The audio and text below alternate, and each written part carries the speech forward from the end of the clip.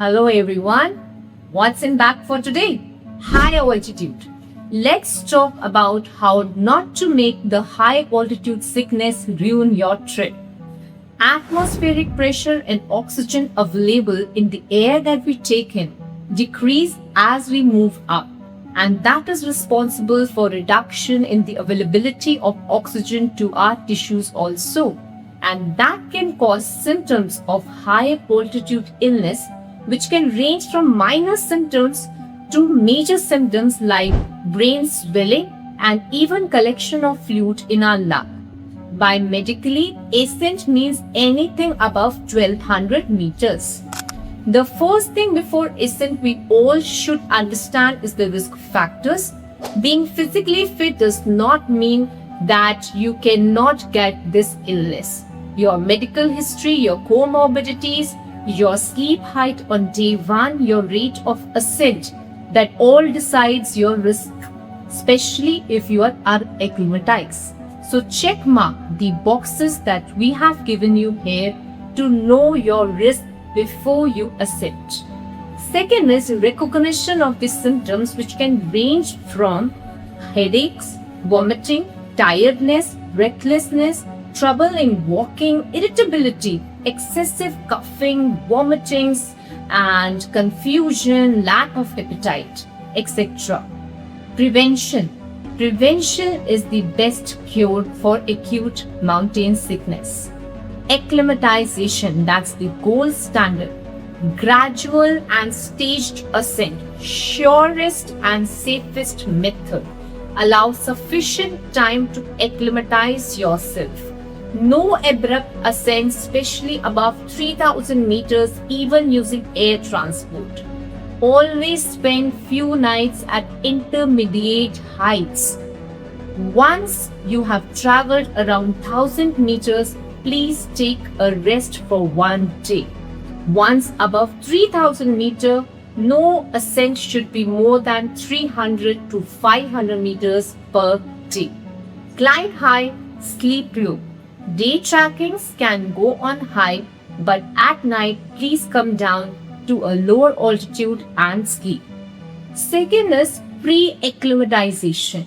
Training of your body before the actual trip begins, but that has to be done as a general rule of the thumb 3 to 4 weeks prior to your trip.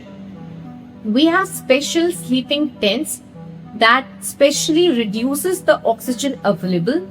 Spend 8 hours per day in those tents. Then we have specially made masks to reduce the supply of oxygen, especially during exercise, for at least 1 hour per day. Then comes education. You should know that wherever you are going, you will have a limitation of medical care and evacuation. Know the signs and symptoms of illness very well.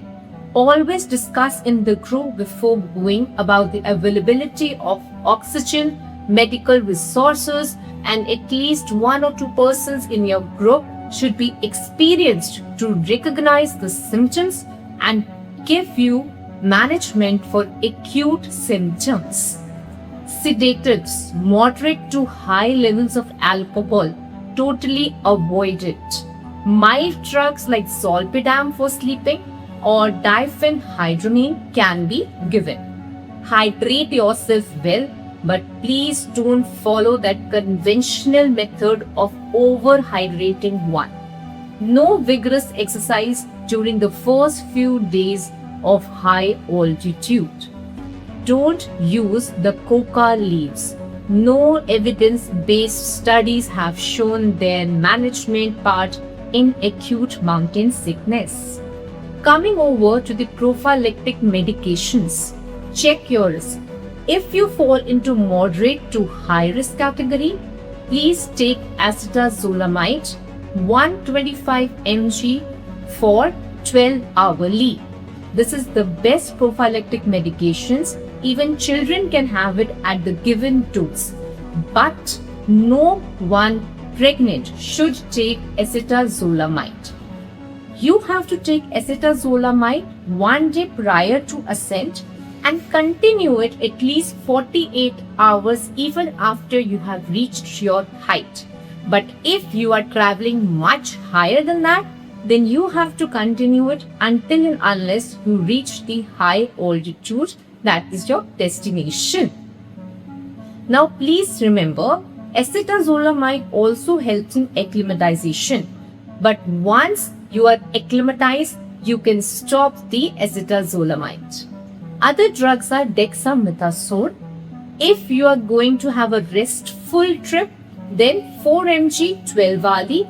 But if exercising is involved, then 4 mg 6 hourly. Start it one day prior to trip. Continue it 48 hours after you have reached your height. But don't take it more than 7 days because it has side effects. Other than that, please remember one thing. Both these medications are just adjuncts and not replacements for acclimatization. Oxygen. If possible, take low supplemental oxygen, 1 to 2 liters per minute of oxygen, especially at the bedtime during sleep, to saturate your levels to at least 90%. In case you are regularly consuming caffeine like tea, coffee, there is no need to abruptly stop it. Kindly continue it. It is safe. If you have any symptoms of the list that I have given you, please rest. Come down to a lower altitude. Don't be tempted to move higher up because everyone else is going.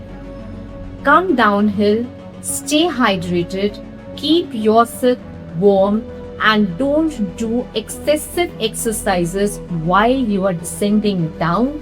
If possible, use supplemental oxygen. If you have a portable hyperbaric chamber, use that or do the use of Gamo bags. Stay warm and always follow the buddy system. Your group is your family there. Don't leave them. Always stay with the person with the sickness. Monitor the heart rate, the saturation levels, and the respirations. That's must. For treatment part, the medicines used, for example, if you're having headache, acetaminophen can be given.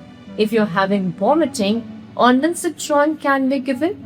And acetazolamide, dexamethasone, nifedipine, all these medications are given for the treatment purpose.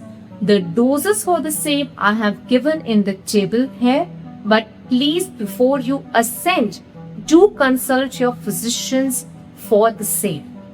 Now, in case you want to know more about any comorbidity that is actually associated in how one should react before going for a high trip, then please kindly comment below. We'll be very happy to help you out.